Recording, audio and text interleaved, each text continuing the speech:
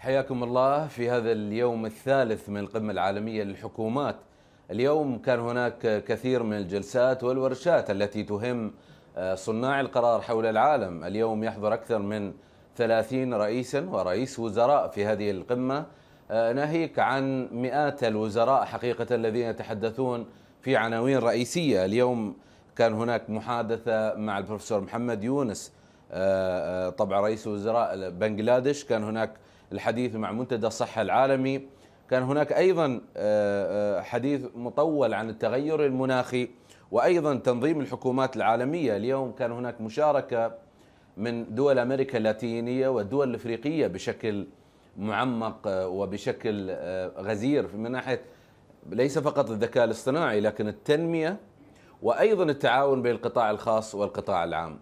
معي هنا في الاستوديو رئيس جمهورية أرض الصومال السيد عبد الرحمن محمد عبد الله عرو. أهلا بك فخامة الرئيس معنا على سكاي نيوز عربية الآن من القمة العالمية للحكومات. شكرا جزيلا وشكرا لسكاي نيوز عربية. بدء ذي بدء، يعني اليوم جلسات مهمة والمواضيع المطروحة مهمة جدا.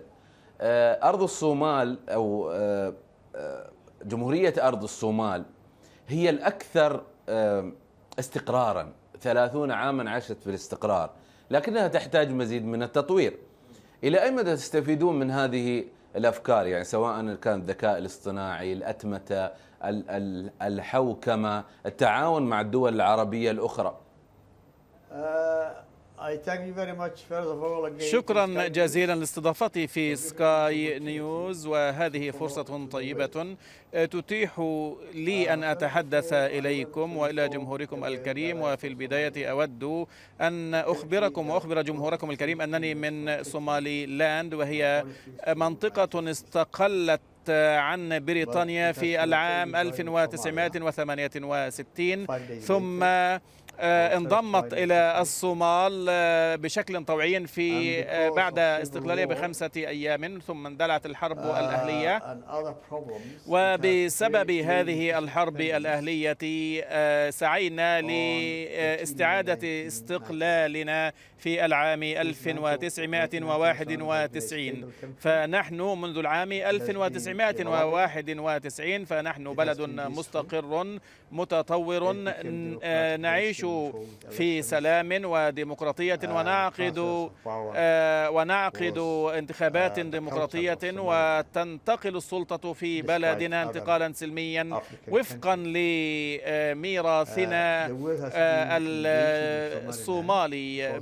وهذه طبيعة الشعب الصومالي في صومالي لاند. نحن شعب يتسم بالسلام ويتصف بالديمقراطية. وفي العام 2016 بدأنا نستثمر في ميناء بربرة بملايين الدولارات، وهو ميناء كبير، وهذا الاستثمار جلب استثمارات أخرى إلى بلدنا، وهو ما صار يعرف باسم ممر بربرة إلى إثيوبيا. وهذا الميناء ميناء بربرة اجتذب كثيرا من المستثمرين، وإذا ما جاء وقد جاء عدد كبير من المستثمرين للاستثمار عندنا كشركات البترول. فخامة الرئيس سيد عبد الرحمن، في النهاية يعني لابد من عملية تطوير. اليوم أنتم موجودون في القمة، هناك يعني عناوين مهمة مثل الذكاء الاصطناعي، جلسات متقدمة من حول العالم. كيف تستفيدون منها يعني إذا أتت مرحلة قادمة للتطوير؟ وجمهورية أرض الصومال هي مستقرة لكنها تحتاج إلى نظرة مستقبلية. هل هذا يرسم هذه النظرة المستقبلية؟ نعم، نحن منذ أشهر قليلة مضت استطعنا في أرض الصومال أن نحقق تطورات وتكنولوجية مشهودة، وواحدة من هذه الشركات المثلى أفضل شركات التكنولوجيا والاتصالات جاءت إلينا وبدأت تستثمر. ومن مجالات الاستثمار عندنا مجال الاستثمار في الذكاء الاصطناعي، ونحن نسعى لأن نستفيد من هذه الطفرة التكنولوجية، ونحن نحاول بقدر الإمكان أن نستفيد من هذه التكنولوجيا في تحقيق هذه النقلة التي نسعى إليها في صومالي لاند، وكذلك في تحويلات الأموال. فكثير من الناس يحولون الأموال ولا يميل كثير من الناس إلى استعمال الأموال أو النقود السائلة على نحو ما يجري في بلدان كثيرة.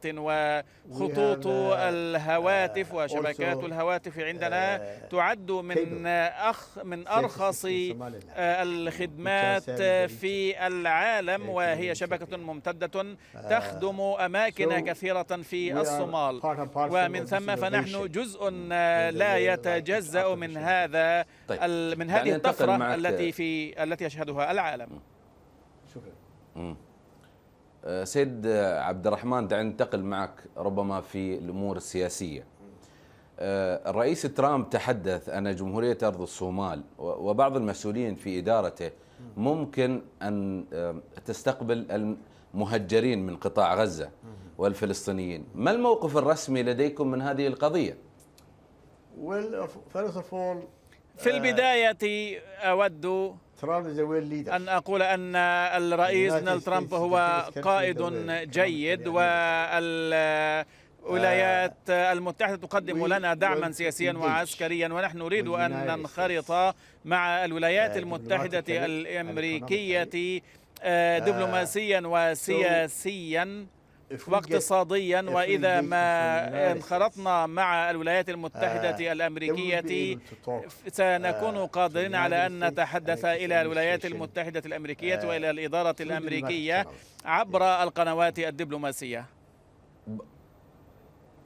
لكن سيد عبد الرحمن، يعني الجميع يسأل عن هذا الموقف. قيل لماذا كان هناك محاولة لاستقبال مهجرين من قطاع غزة، وهذا ربما ينافي المواقف الصومالية عبر العقود الماضية في دعم الفلسطينيين في بقاء عن أرضهم. هل تقبلون بذلك؟ هل الموقف من الإدارة الأمريكية أتى بالتشاور معكم أم بعيد عن قراراتكم؟ نحن أخوة، وهذا أمر نؤكد عليه، ونحن نتعاطف معهم، ونحن نتوقع أن الولايات المتحدة الأمريكية ستتشاور معنا، ولكننا لم نتشاور مع الولايات المتحدة الأمريكية بعد. وإذا ما صار هذا التشاور بيننا وبين الولايات المتحدة الأمريكية ستنجلي الأمور عما ينبغي أن تنجلي عنه. فهذا التعامل بيننا وبين الولايات المتحدة الأمريكية، مجرد ما أن يتم هذا التشاور سنفصح عن موقفنا وسيتجلى موقفنا بأوضح ما يكون. طيب، أخيرا دعني أختم معك بهذا السؤال. الموقف العربي هو رافض لمثل أفكار رئيس ترامب من جمهورية مصر العربية، الأردن، المملكة العربية السعودية وأخرى. أنتم لديكم علاقات مع الدول العربية قوية. هل سترسمون هذا التوجه أو أي نوايا بالتشاور مع الدول العربية؟